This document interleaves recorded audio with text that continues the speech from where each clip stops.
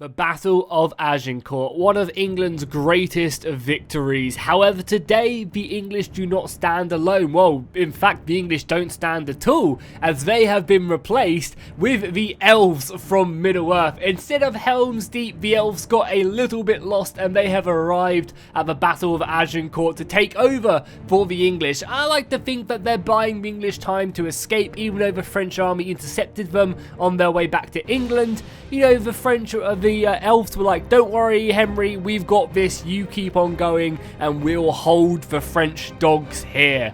So yeah, we are here. I'm using the Galadriel Elf mod, which obviously adds in the Galadriel Elves from Helm's Deep, and they're going to be ready to hold on this awesome looking map. This map obviously is the Battle of Agincourt map, which is made. I'll leave a link down below in the description if you want to check it out. But yeah, it's a really cool map, and I can't wait to see how the French hold up. We are also obviously using 12-12 as well.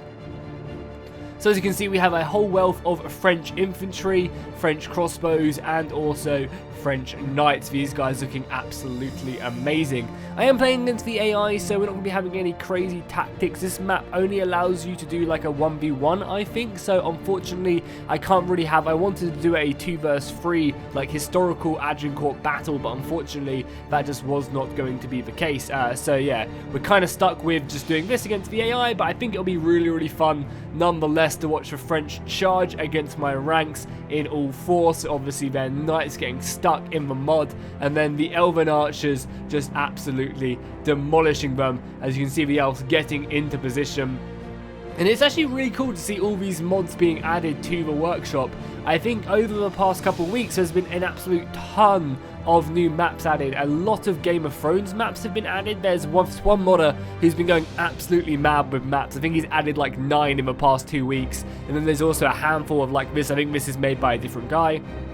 So it's just really cool to see a bunch of maps. And oh my god, we're already getting the French charge as the knights are moving forward right off the bat and getting absolutely demolished by the arrow fire from the elves. You can see them coming across, obviously onto the stakes, but the elves are taking no prisoners, unleashing volley after volley on our opponents, and the French knights are being cut down as they get stuck in the mud. I think also what we should probably do in this battle is go ahead and stick ourselves into a nice little shield wall, which will give us a bit more defensive protection in these stakes. And there you go, one cavalry detachment has been repelled. Another one though is soon on its way.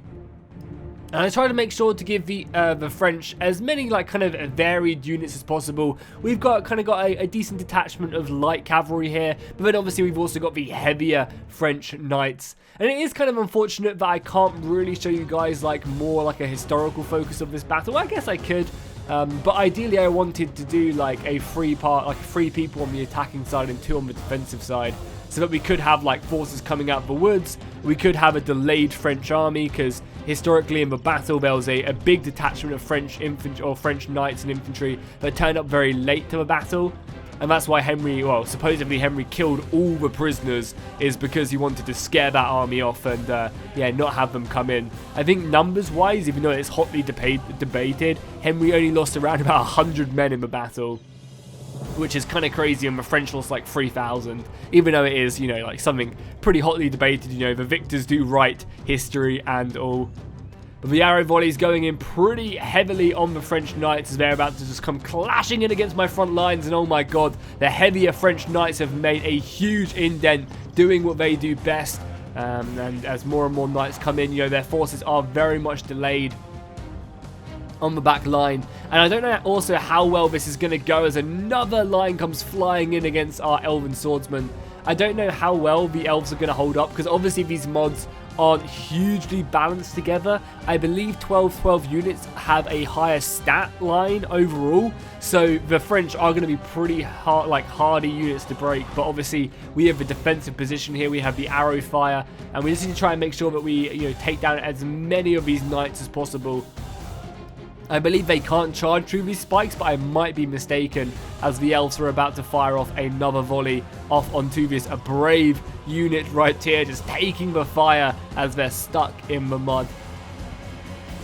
Also, I believe for the purposes of making the AI work on this map, you can't outflank them, unfortunately. This is all impassable terrain, so I can't move swordsmen around the side, which is kind of unfortunate. But either way, you know, the knights are continuing to come in, flood into this gap, but the arrows and the archers are having a field day.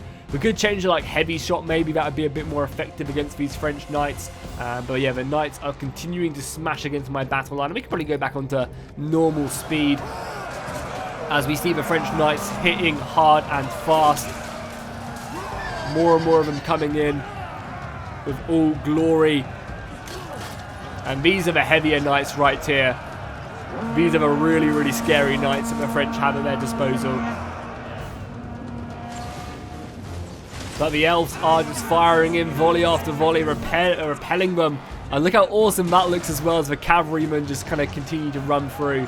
That looks absolutely epic. And the French knights are overrunning my defense, and now the infantry have made their way forward. So one of the reasons as well I wanted to do this battle is because obviously The King just recently came out on Netflix, which a lot of people liked. I personally didn't like the film too much. I thought that the first like hour was okay, but then as Henry went into France, I thought it just kind of really got a bit stupid and silly. You know, it didn't really show much of Henry's campaign in France. You know, it didn't really give you many reasons why Henry was in the position he was at Agincourt. And the battle itself was pretty disappointing. You know, lots of like silly stuff happening. That's just my opinion. You know, who am I? I'm an idiot on the internet, so what do I know? And if you guys obviously enjoyed the film, that's great, you know. I personally, though, just didn't get really behind it too well. It does seem like our line has actually advanced a bit more, because we're actually ahead of these spikes here. So I guess the elves are being a bit more aggressive. Henry Makeshift General is taking a bit of crossbow fire, so maybe what I should do is train a few of my arrow fire off onto their crossbows, maybe. More French knights as well are just, you know, kind of moving around. Yeah, let's change our missile fire. Let's go ahead and try and kill some of these crossbows, because realistically that's going to be our downfall, is going to be like these missilemen coming in. Oh yeah, we also have our heavier shock infantry as well we can now throw in if we need to. The front line, like I am losing men on this front line as the French knights continue to come in closer and closer. And now their foot infantry has also collided in against me. We're in a little bit of a trickier situation. And you can see gaps are starting to appear. So what I'm going to do is I am going to commit a unit of my heavy elven swordsmen into this battle. And they're going to obviously get stuck in there. We'll throw in the shock infantry just to reinforce on this side. And they should be pretty effective against the French knights, I would say. So yeah, committing them will be really good, really good, really good. And the arrow fire is finding its mark on the French crossbows. The French actually did have a surprising amount of crossbows out of battle. I think they had something like 2,000 crossbows, which is pretty impressive. And I think they had, I think like overall, these numbers could be mistaken. At the Battle of Agincourt, the French had around about 2,000 crossbows. I think around about 1,800 knights, maybe a bit more. And then like a decent, like I think it was like 4 or 5,000 infantry. So they had just a heavy, you know, stacked line. And I think the English were down to like 3,000 as that poor Frenchman gets lobbed over the elven shield and thrown into the abyss. But yeah, it just looks so awesome seeing the elves just loading their bows. It looks really, really cool.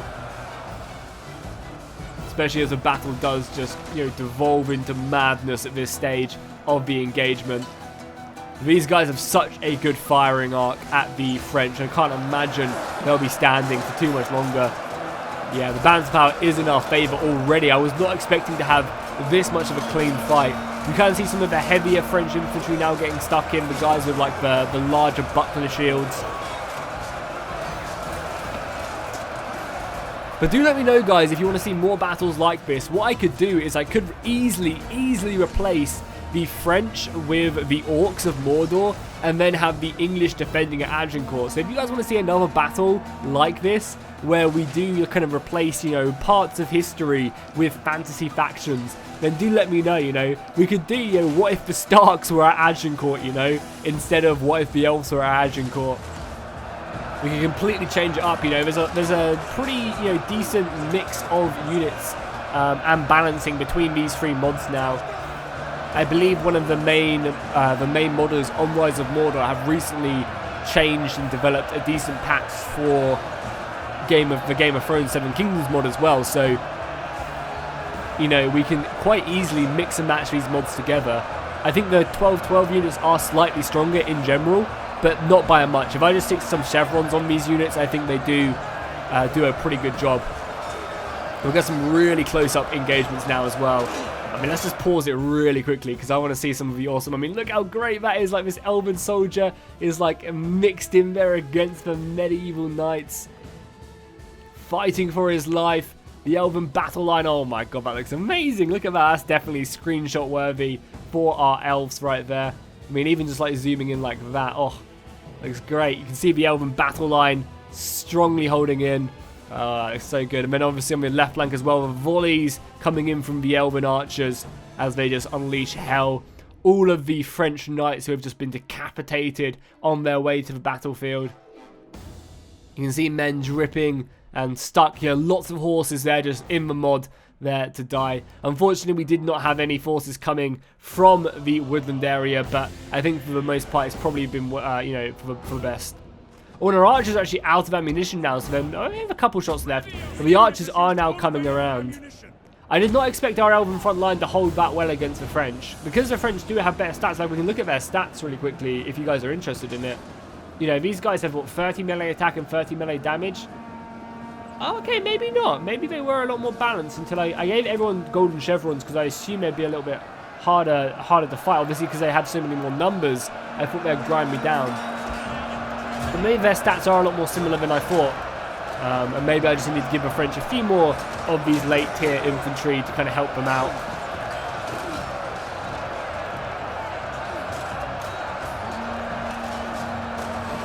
Especially with these arrow volleys coming in, they just decimate the French lines. But yeah, as I said, there are a ton of really cool maps on the workshop now. I definitely want to do a buttload of Game of Thrones ones, which are awesome to see. The modder is who's making them maps is just going ham. And we can use a lot of them maps because a lot of them are just kind of like cool field maps, which represent like the Golden Tooth and the Battle of the Trident and stuff. And maps like that can be used with other stuff. So we can totally use, you know, the Battle of the Trident to represent a battle, you know, in a different area, you know, whether it's fantasy or history. I think the battle is definitely coming to a close now. We could probably even advance forward some of our own infantry here as well, just to kind of start wrapping around through the swampy areas. Yeah, you can definitely see where the choke points were in this map now that we're kind of starting to use it. And how much slower our men are in the actual forest or in the swamp itself.